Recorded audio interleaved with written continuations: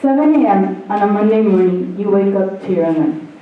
You try to sleep in a little longer, hit snooze about 10 times, because you remember how last night you stayed up watching your favorite show, which you now regret doing. You go to the kitchen, where your mother has left you some pancakes and fresh oranges ready to have.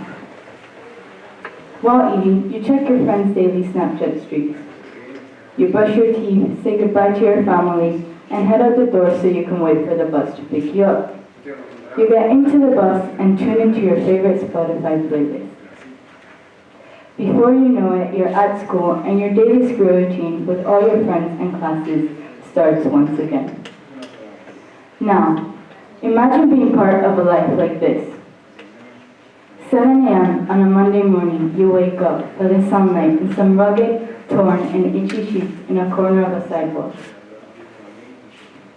You try to sleep in a little longer because you remember how last night you had to stay up working 3 more excessive hours just for a couple more pennies for your family.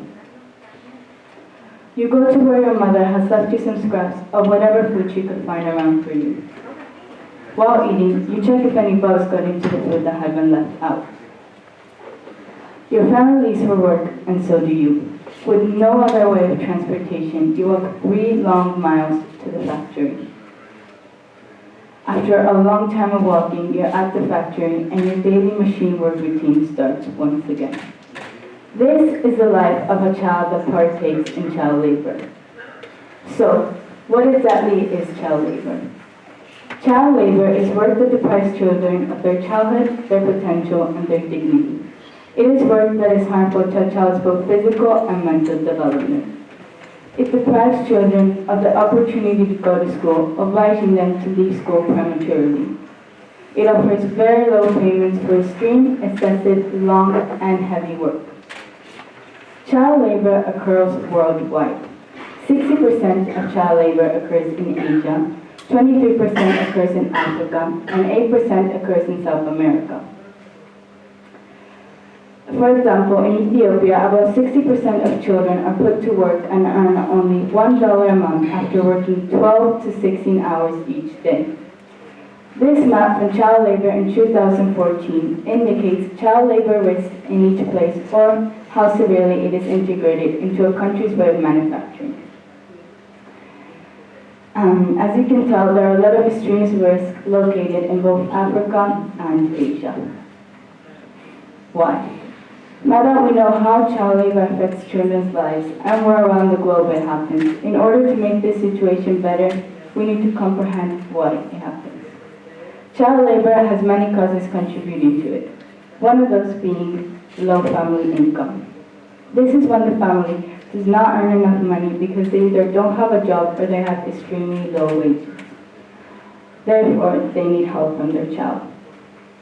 Another reason is debt. This is caused from large unexpected costs such as medical bills, and the family borrows money and becomes what's called debt bonded, where their labor is used in exchange for their loan. Similarly, an illness or death in the family. This can result in loss of income and medical bills, which brings us back to the subject of debt, which demands more people working, therefore children working. Lastly, gender stereotypes. Girls can face discrimination with expectations that they will work for their family, particularly in the household, rather than go to school. Because, as we know, in some places, girls don't even have the opportunity to go to school. This is not only a problem with child labor, but with discrimination as well, and we clearly need to make a change. We know what child labor is, where it happens, and why. But what are some ways,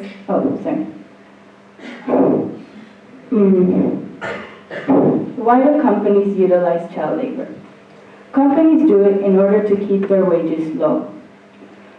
Children are not paid as much and can be a lot easier to control. They are less likely to demand higher wages or better working conditions. Businesses have higher profits, which they make from selling the products for less, which makes the customers want it more. We know what child labor is, where it happens, and why. But what are some ways we can contribute to resolving child labor?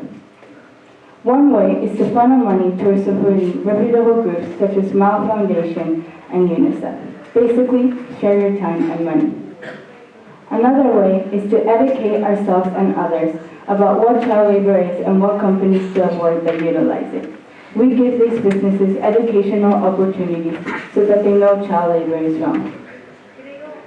Some companies that are known for utilizing child labor include H&M, Hershey's, Nestle, and Walmart. Lastly, if you ever see children working under harsh environments, make sure to contact importers, manufacturers, and retailers. Our next step is to stop doing and stop ignoring. None of us are innocent about what child labor is anymore, and we need to start partaking to make a difference. Let's start today.